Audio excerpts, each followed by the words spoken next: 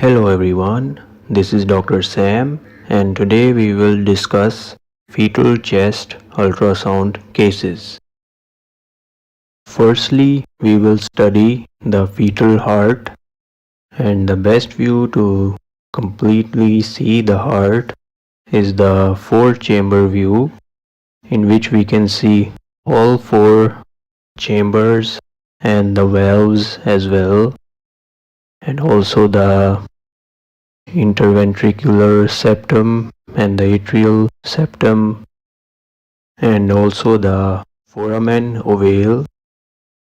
Here is the moderator band in the right ventricle, and this circular anechoic structure is the descending aorta.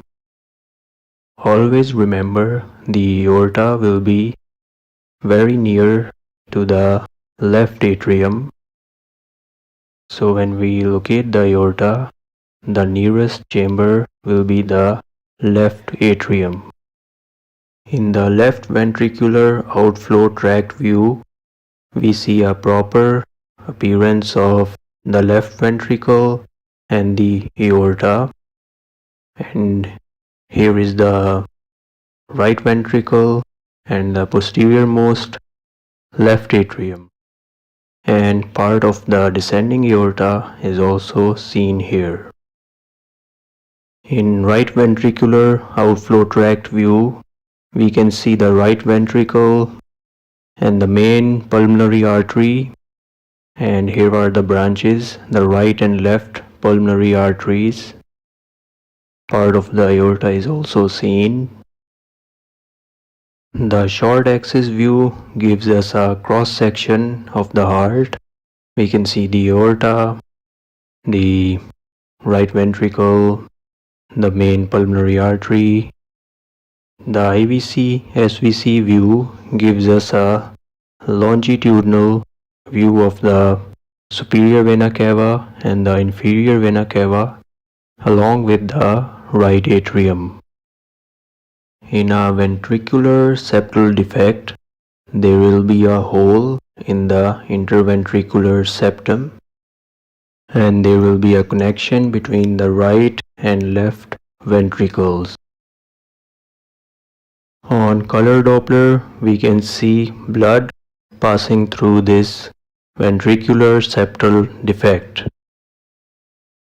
An atrioventricular septal defect will have a large defect in the center of the heart, that is over here, and it is also known as AV canal or endocardial cushion defect. Now, because this defect is present at the level of the valves, so there will be valve abnormalities present. We can further evaluate the AVST on color Doppler. We can see the defect at the center of the heart. In Ebstein's anomaly, there is a large right atrium but a small right ventricle, and there will be cardiomegaly, and the tricuspid valve will be displaced towards the apex because of the enlarged right atrium.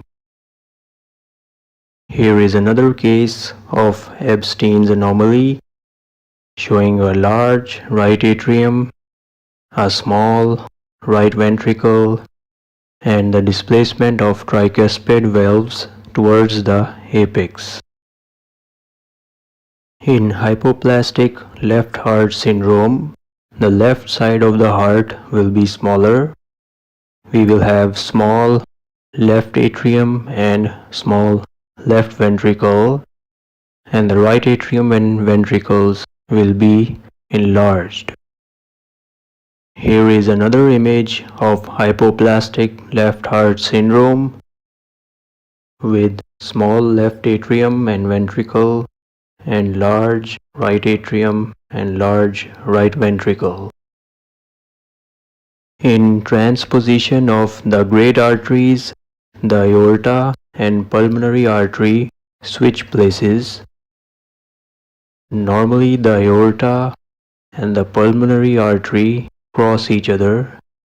Normally they are not parallel to each other, but in transposition of the great arteries, they have a parallel configuration. So this parallel configuration is a sign of transposition of the great arteries. In this four-chamber view, you can see the parallel configuration, which is not present in the normal view. This is a transposition of the great arteries. Here is another image showing the parallel configuration. The aorta arises from the right ventricle and the pulmonary artery arises from the left ventricle. Tetralogy of Fallot contains four abnormalities, which include right ventricular outflow tract obstruction, a ventricular septal defect, a right ventricle hypertrophy, and an overriding aorta. But two abnormalities are more easily seen. One is the ventricular septal defect, and the other one is the overriding aorta, in which the aorta will overlie this ventricular septal defect. In a double outlet right ventricle, we will see two arteries arising from the right ventricle, the aorta and the pulmonary artery. They are both arising from the right ventricle. In the case of truncus arteriosus, a single vessel will arise from the heart. Here we only see one vessel. We do not see any vessel from here, just one vessel arising from here. Ectopia cordis refers to the extrathoracic location of the heart. The heart will be outside the thoracic cavity because of a sternal defect. Here you can see in this sagittal view, the heart is located outside the chest. Sometimes the heart may have an echogenic or hyperechoic dot-like structure that will be present in the ventricle attached to the interventricular septum. This is known as an echogenic intracardiac focus. A rhabdomyoma is a cardiac tumor that usually arises from the interventricular septum. It will appear as a hyperechoic round ovoid mass. Here we have another case of rhabdomyoma, a hyperechoic round mass occupying the ventricle. A fetal diaphragm appears as a hypoechoic structure between the thoracic cavity and the abdominal cavity.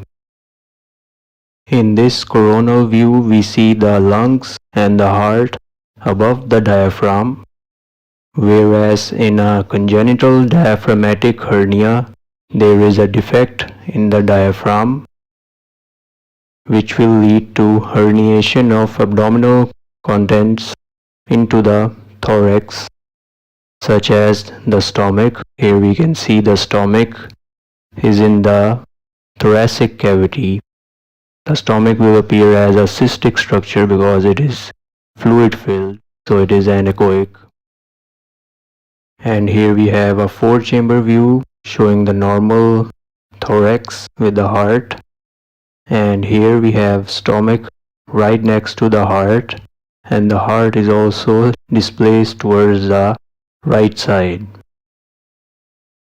Now we will discuss fetal lung abnormalities, starting with CPAM, which stands for congenital pulmonary airway malformation. It has three types based on its appearance. The first type is macrocystic, which has large cysts. They can be one or more than one, and the lung is enlarged and hyperechoic as well, and it may cause mediastinal shift. In type 2, we will have small multiple cysts scattered throughout the lung, and the lung is enlarged and hyperechoic. In CPAM type 3, we will see a hyperechoic enlarged lung without any cysts. A bronchopulmonary sequestration is defined as an abnormal lung tissue that is disconnected from the tracheobronchial tree and is a non-functioning lung tissue, and it usually appears as a wedge-shaped hyperechoic lung mass. On color Doppler, we will see a branch from the aorta supplying the sequestration. It does not receive its blood supply from the pulmonary vessels. A bronchogenic cyst is a lung cyst which appears as an anechoic cyst, and it may have internal echoes, and if it is large enough, it may cause a mediastinal shift. Here is a large bronchogenic cyst in the coronal view causing mediastinal shift. CHAOS stands for congenital high airway obstruction syndrome. In this, we will have both the lungs enlarged and hyperechoic, which will cause inversion or flattening of the diaphragm. Here you can see the diaphragm is inverted because the lungs are enlarged. Here we have a four-chamber view. The lungs are enlarged bilaterally and they have displaced the heart towards the center of the thorax. In CHAOS, the trachea can also be dilated. Here we can see hyperechoic lungs along with a dilated trachea.